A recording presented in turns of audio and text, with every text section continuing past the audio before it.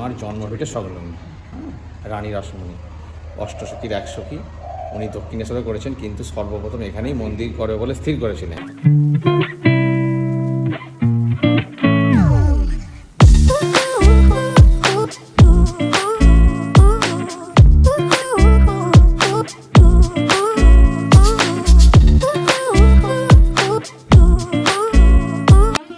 নমস্কার, আমি ঈশানী। আপনারা হয়তো দক্ষিণেশ্বরের কথা বহুবার শুনেছেন এবং সেখানে বহুবার গিয়েছেন, কিন্তু সেইখানকার প্রতিষ্ঠাত্রী রানী রাসমণির জন্মভিটের কথা কতজন জানেন? আজকে আমি এসেছি রানী রাসমণির জন্মভিটে ঘুরে দেখবার জন্য, আর সেইখানকার অবস্থিত গঙ্গার ধারের তীরে অপূর্ব সুন্দর মন্দির দর্শন করে সাথে আপনাদের ভার্চুয়ালি দর্শন করানোর জন্য। তাহলে আজকের ভিডিওটা পুরোটা দেখবেন এবং ভালো লাগলে অবশ্যই চ্যানেলটি সাবস্ক্রাইব করবেন। এখানে আসবার জন্য আপনাদেরকে শিয়ালদা থেকে মেন লাইনের ট্রেন ধরে চলে আসতে হবে হালিশহর স্টেশনে। এখানে আসার জন্য আপনারা কৃষ্ণনগর, শান্তিপুর, গেদি, কল্যাণী, রানাঘাট যে কোনো একটা ট্রেন ধরলেই আপনারা পৌঁছে যেতে পারবেন হালিশহরে। হালিশহর স্টেশনে নেমে আমরা একটা টোটো বুক করে নিলাম সোজা এখান থেকে রানী রাসমণির ঘাট পৌঁছে যাওয়ার জন্য। আপনারা চাইলে এখান থেকে বাগের মোড় পর্যন্ত টোটোতে এসে তারপর সেখান থেকে অন্য একটি টোটো চেঞ্জ করে আপনারা চলে আসতে পারবেন এই রানী রাসমণির ঘাটে। চলে এলাম আমরা আমাদের আজকের গন্তব্য হালিশহরের রানী রাসমণির ঘাট এবং তার স্বপ্নাদেশে তৈরি কালী মন্দির দর্শন করতে। গঙ্গার তীরের অবস্থিত এই অপূর্ব সুন্দর মন্দিরটি সত্যি আমাদের সকলের মন কেড়ে নিয়েছে। এখানকার শান্ত স্নিগ্ধ পরিবেশ সত্যিই যেন একটা আধ্যাত্মিকতার সৃষ্টি করে। এই রানী রাসমণির ঘাটেই নাকি দেখা হয়েছিল রাজচন্দ্র এবং রাসমণির। তারপরেই তারা এখান থেকে পছন্দ করে রানী রাসমণিকে বিয়ে করে কলকাতায় যানবাজারে নিয়ে চলে যায়। রাসমণির বাবা পেশায় ছিল দিনমজুর এবং রানী রাসমণি রাজবংশে বিয়ে হওয়ার পরে তিনি চেয়েছিলেন তার বাপের ভিটেতে একটি মন্দির প্রতিষ্ঠা করতে, কিন্তু তখনকার সমাজ এখানে তাকে মন্দির প্রতিষ্ঠা করতে দেয়নি, তাই জন্য তিনি চলে গিয়েছিলেন দক্ষিণেশ্বরে।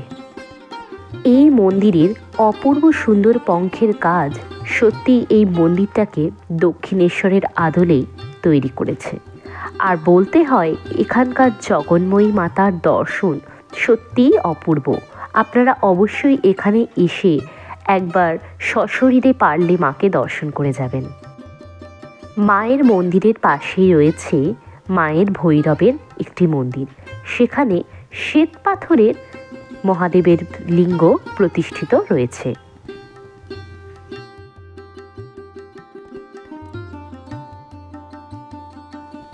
এবার আপনাদের দেখাবো এই জগন্ময়ী মাতার মন্দিরের পাশেই অবস্থিত শ্রী শ্রী ঠাকুর রামকৃষ্ণদেবের একটি বিগ্রহের মন্দির। আমরা এবারে চলে এলাম মন্দিরের নিচের কক্ষে মায়ের পুরানো বিগ্রহের ছবি দর্শন করতে।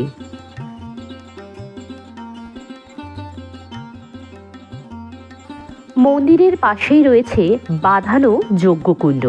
এখানে বোঝাই যায় যে এখানে খুবই আড়ম্বরের সাথে যজ্ঞ পূজাদি সম্পন্ন হয়ে থাকে বিশেষ দিনে। আপনারা যদি মন্দির থেকে প্রসাদ গ্রহণ করতে চান তাহলে আপনাদের স্ক্রিনে দেওয়া নাম্বারে অন্তত একদিন আগে জানিয়ে দিতে হবে, তাহলেই আপনারা এখান থেকে ভোগ প্রসাদ গ্রহণ করে নিতে পারবেন। আর এখানে তারা ভোগ প্রসাদের মূল্য আপনারা ফোন করে একটু জেনে নেবেন।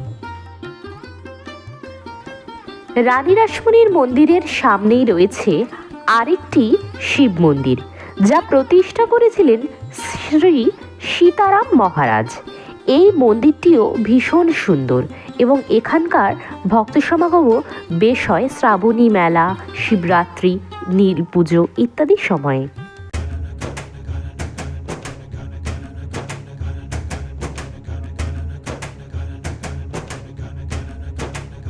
পাশে রয়েছে একটি রাম সীতা লক্ষণের খুব সুন্দর বাঁধানো মন্দির, যেখানে নিত্য পুজো হয়।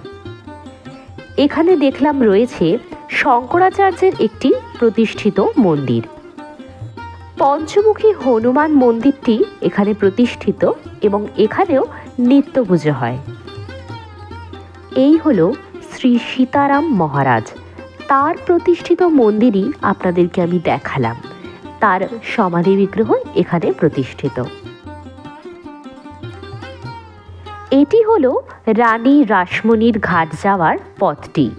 এখান থেকেই রানী রাসমণির বিয়ে হয়েছিল। এখান থেকেই আপনারাও চাইলে বর্তমানে নৌকা বিহার করে একটু সময় কাটাতে পারেন। এবারে আমরা শুনে নেব প্রকাশ চৈতন্য মহারাজের মুখ থেকে এই মন্দির সংক্রান্ত কিছু কথা। নমস্কার, আমি প্রকাশ চৈতন্য মহারাজ বলছি, জগন্মাতা রামকৃষ্ণ সেবাশ্রম সংঘ। এই মন্দিরের ইতিহাস সম্পর্কে আমাদের যদি কিছু জানান। এইটা হচ্ছে আমাদের এখানে রানীমার জন্মভিটে সংলগ্ন। রানী রাসমণি অষ্টসখীর এক সখী, উনি দক্ষিণেশ্বরে করেছেন, কিন্তু সর্বপ্রথম এখানেই মন্দির করে বলে স্থির করেছিলেন। এখানেই মায়ের মন্দির, যেহেতু বাপের ভিটে জন্মভিটে, তা তখনকার দিনে সমাজ হতে দেয়নি, উনি দক্ষিণেশ্বরে করেছিলেন এবং সেই মহামায়ার সংকল্পেই এখানে মা জগন্মাতারূপে প্রতিষ্ঠিত আর ভগবান শ্রীরামকৃষ্ণদেব কল্পতরু রূপে বিগ্রহে প্রতিষ্ঠিত। এখানে আমাদের কল্পতরু উৎসবে প্রায় 4 থেকে 5 লাখ করে ভক্ত সমাগম হয়, বুঝতে পেরেছেন, এবং লক্ষ লক্ষ ভক্ত সমাগম হয়, অনুষ্ঠান হয়, সেবামূলক কাজ। আচ্ছা, আর এখানে যদি কেউ ভক্ত ভোগ প্রসাদ গ্রহণ করতে চান তার কি নিয়ম আছে? নিত্য এখানে ভোগ হয় মা, আর তার জন্যে এখানে প্রসাদের জন্য আমাদের ওই আগে কুপন কাটতে হয়, কুপন কেটে প্রসাদ নিতে হয়। আচ্ছা আচ্ছা, ধন্যবাদ।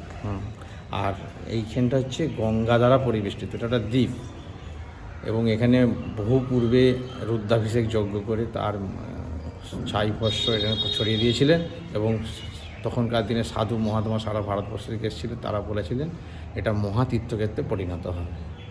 আচ্ছা, নমস্কার। হয়ে গেল আমার একদিনের ট্যুরে হালিশহরের রানী রাসমণির ঘাট এবং তার মায়ের মন্দির দর্শন করা। ভীষণ ভালো লাগলো আজকের দিনটি ঘুরে। আপনারাও অবশ্যই এখানে আসবেন এবং ভিডিওটি ভালো লাগলে অবশ্যই চ্যানেলটি সাবস্ক্রাইব করবেন। Till then, bye by.